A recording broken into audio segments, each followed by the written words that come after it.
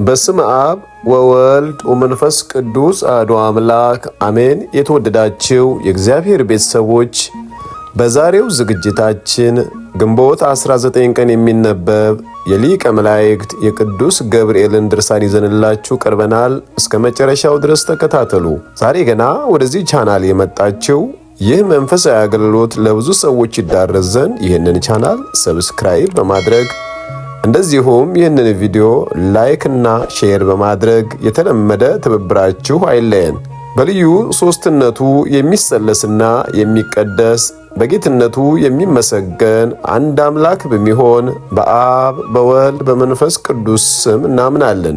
ከኛ ዘንድ ለሱ ምስጋና ይገባዋል፣ ለኛም ከሱ ዘንድ ስርየት ማግኘት ያሻናል በማለት በሊቀ መላእክቱ ቅዱስ ገብርኤል አማላጅነት እየለመነውና እየማለድነው በግንቦት 19 ቀን የምናነበው የምንጸልየው የሰራዊተ መላእክት አለቃ የሚሆን የቅዱስ ገብርኤል ድርሳን ይህ ነው።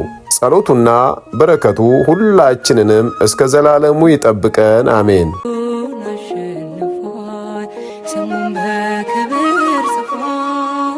ንጉሡ ናቡከደነፆር ቁመቱ 60 ክንድ ወርዱም 6 ክንድ የሆነውን የወርቁን ምስል አሰራ።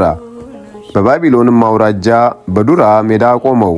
ንጉሡም ናቡከደነፆር መኳንንትና ሹማምንቶችን፣ አዛዦችንና አዛውንቶችን፣ በጅሮንዶችንና አማካሪዎችን፣ መጋቢዎችንም አውራጃ ገዦችንም ሁሉ ይሰበሰቡ ዘንድ ንጉሡም ናቡከደነፆር ላቆሙ ምስል ምረቃ ይመጡ ዘንድ ላከ። በዚያን ጊዜም ንጉሡ ናቡከደነፆር ላቆሙ ምስል ምረቃ ተሰበሰቡ።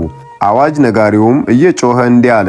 ወገኖችና አሕዛብ በልዩ ልዩ ቋንቋም የምትናገሩ ሆይ የመለከትንና የእምቢልታን የመሰንቆንና የክራርን የበገናንና የዋሽንትን የዘፈንንም ሁሉ ድምፅ በሰማችሁ ጊዜ ተደፍታችሁ ንጉሡ ናቡከደነፆር ላቆመው ለወርቁ ምስል እንድትሰግዱ ታዛችኋል። ተደፍቶም የማይሰግድ በዚያን ጊዜ በሚነድ እሳት እቶን ውስጥ ይጣላል። ስለዚህ በዚያን ጊዜ አሕዛብ ሁሉ የተናገሩ ሁሉ ተደፉ። ንጉሡም ናቡከደነፆር ላቆመው ለወርቅ ምስል ሰገዱ። በዚያን ጊዜም ከለዳውያን ቀርበው አይሁድን ከሰሱ። ለንጉሡም ለናቡከደነፆር ተናገሩ፣ እንዲህም አሉ። ንጉሥ ሆይ 1000 ዓመት ንገሥ። አንተ ንጉሥ ሆይ ሕዝቡ ሁሉ አንተ ላቆምከው ለወርቅ ምስል ይስገዱ፣ ተደፍቶም የማይሰግድ በሚነድ እሳት እቶን ውስጥ ይጣላል ብለህ አዘዝክ። በባቢሎን አውራጃ ሥራ ላይ የሾምካቸው ሲድራቅና ሚሳቅ አብድናጎም የሚባሉ አይሁድ አሉ። ንጉሥ ሆይ እነዚህ ሰዎች ትእዛዝን እምቢ ብለዋል፣ አማልክትህን አያመልኩም፣ ላቆምከውም ለወርቁ ምስል አይሰግዱም ብለው ከሰሷቸው። ናቡከደነፆርም በብስጭትና በቁጣ ሲድራቅና ሚሳቅን አብድናጎንም ያመጡ ዘንድ አዘዘ። እነዚህንም ሰዎች ወደ ንጉሡ ፊት አመጧቸው። ናቡከደነፆርም ሲድራቅና ሚሳቅ አብድናጎም ሆይ አምላኬን አለማምለካችሁ ላቆምኩትም ለወርቅ ምስል አለመስገዳችሁ እውነት ነውን? አሁንም ተደፍታችሁ ላሰራሁት ምስል ብትሰግዱ መልካም ነው። ባትሰግዱ ግን በዚያን ጊዜ በሚነድ እሳት እቶን ውስጥ ትጣላላችሁ። ከእጄስ የሚያድናችሁ አምላክ ማን ነው? ብሎ ተናገራቸው። ሲድራቅና ሚሳቅ አብድናጎም መለሱ። ንጉሡንም ናቡከደነፆር ሆይ በዚህ ነገር እንመልስልህ ዘንድ አስፈላጊያችን አይደለም። የምናመልከው አምላካችን ከሚነደው ከእሳቱ እቶን ያድነን ዘንድ ይችላል፣ ከእጅህም ያድነናል። ነገር ግን ንጉሥ ሆይ እሱ ባያድነን አማልክትህን እንዳናመልክ ላቆምከውም ለወርቁ ምስል እንዳንሰግድለት እወቅ አሉት።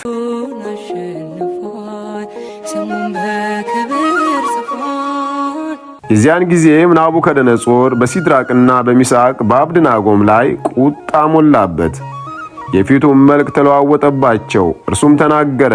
የእቶን እሳት ይነድ ከነበረው ይልቅ 7 እጥፍ አድርገው እንዲያነዱ ታዘዘ።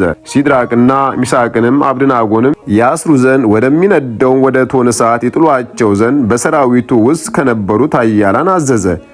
የዚያን ጊዜም እነዚያ ሰዎች ከሰናፊላቸውና ከቀሚሳቸው ከመጎናጸፊያቸውና ከቀረውም ልብሳቸው ጋር ታስረው በሚነድ በእሳት እቶን ውስጥ ተጣሉ። የንጉሡም ትእዛዝ አስቸኳይ ስለሆነ የእቶኑም እሳት እጅግ ስለሚነድ ሲድራቅና ሚሳቅን አብድናጎንንም የጣሏቸውን ሰዎች የእሳቱ ወላፈን ገደላቸው።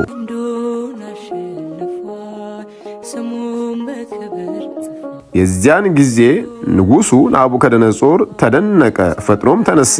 አማካሪዎቹንም 3 ሰዎች አስረን በእሳት ውስጥ ጥለን አልነበረምን ብሎ ተናገራቸው። እነርሱም ንጉሥ ሆይ እውነት ነው ብለው ለንጉሡ መለሱለት። እርሱም እነሆ እኔ የተፈቱ በእሳቱም መካከል የሚመላለሱ 4 ሰዎች አለው፣ ምንም አላቆሰላቸውም፣ የ4ተኛውም መልክ የአማልክትን ልጅ ይመስላል ብሎ መለሰ። የዚያን ጊዜም ናቡከደነጾር ወደሚነደው ወደ እሳቱ ቶንበር ቀርቦ እናንት የልዑል አምላክ ባሪያዎች ሲድራቅ፣ ሚሳቅ፣ አብድናጎም ኑ ውጡ ብሎ ተናገራቸው። ሲድራቅና ሚሳቅ አብድናጎም ከእሳቱ መካከል ወጡ። መሳፍንቱና ሹማምንቶቹም አዛዦቹና የንጉሡ አማካሪዎች ተሰብስበው እሳቱ በእነዚያ ሰዎች አካል ላይ ኃይል እንዳልነበረው፣ የራሳቸውም ፀጉር እንዳልተቃጠለች፣ ሰናፊላቸውም እንዳልተለወጠ፣ የእሳቱም ሽታ እንዳልደረሰባቸው አዩ። ናቡከደነጾርም መልሶ መልአኩን የላከ ከአምላካቸውም በቀር ማንም አምላክ እንዳያመልኩ ለእርሱም እንዳይሰግዱ ሰውነታቸውን አሳልፎ የሰጡትን የንጉሡንም ቃል የተላለፉትን በእርሱ የታመኑትን ባሪያዎቹን ያዳነ የሲድራቅና የሚሳቅ የአብድናጎም አምላክ ይባረክ።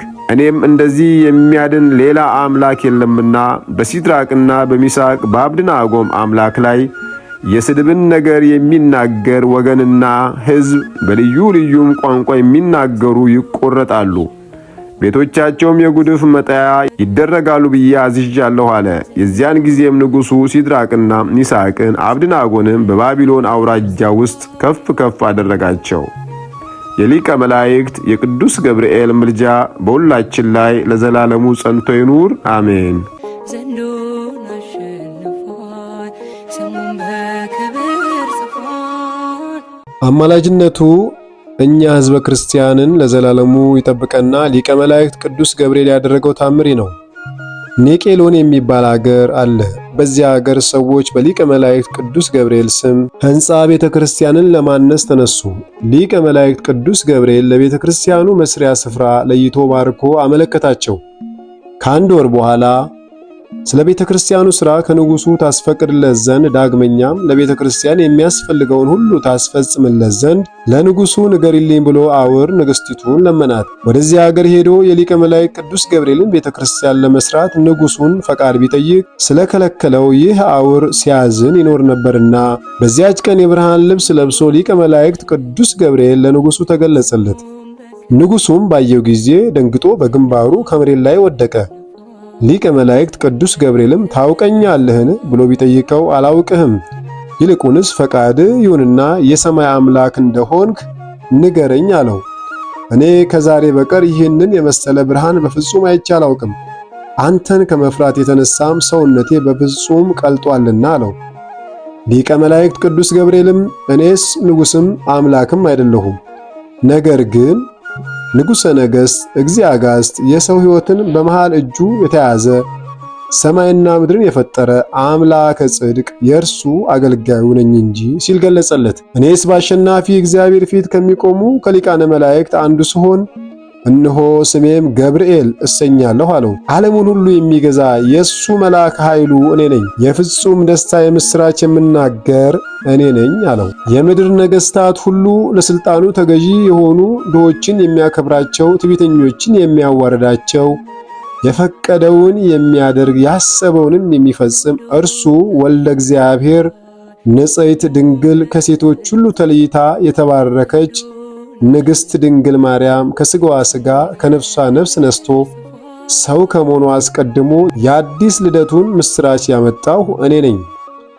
ሊቀ መላእክት ቅዱስ ገብርኤልም እነሆ አሁን የምነግርህን ካልሰራ የማዝህን ትእዛዝም ተቀብለ ካልፈጸም እነሆ አጠፋሃለሁ ብሎ ንጉሡን በሚያስፈራና በሚያስደነግጥ ቃል ተናገረው። ንጉሡም አቤቱ ጌታዬ ለክብርህ ምስጋና እያቀረብሁ ያዘዝከኝን ሁሉ ፈጽማለሁና የማደርገውን ንገረኝ አለው። ሊቀ መላእክት ቅዱስ ገብርኤልም ማለዳ ተነስተ እንደተገለጽኩልህ እንዳነጋገርኩህም ለንግሥቲቱ ነግረሃት ወዳጄ አውርን ወደ አገሩ ይሄድ ዘንድ አሰናብተው፣ እንደ ተጻፈው የቤተ ክርስቲያኑ አደራ ሁሉ ለአውር ስጠው፣ ለቤተ ክርስቲያኑ ሕንጻ ማሰሪያ የሚሆነውን ሁሉ ልዩ ልዩ የጌጡን አይነት እንዳዘነጋ ተጠንቀቅ። ባዘዝኩም መሰረት ፈጽመ ብትገኝ በመንግሥት እጠብቅሃለሁ። በዘመንህም ሁሉ የሚቃወም ቢነሳ አጠፋልሃለሁ። ይህንንም ከነገረው በኋላ ሊቀ መላእክት ቅዱስ ገብርኤል ከእርሱ ተሰወረ። እኛንም ይህ ደገኛ መልአክ ቅዱስ ገብርኤል ከዚህም ከወዲያኛውም ዓለም መከራ ይሰውረን ያድነን። ጸሎቱና በረከቱ ከሁላችን ጋር ለዘላለሙ ጸንቶ ይኑር አሜን።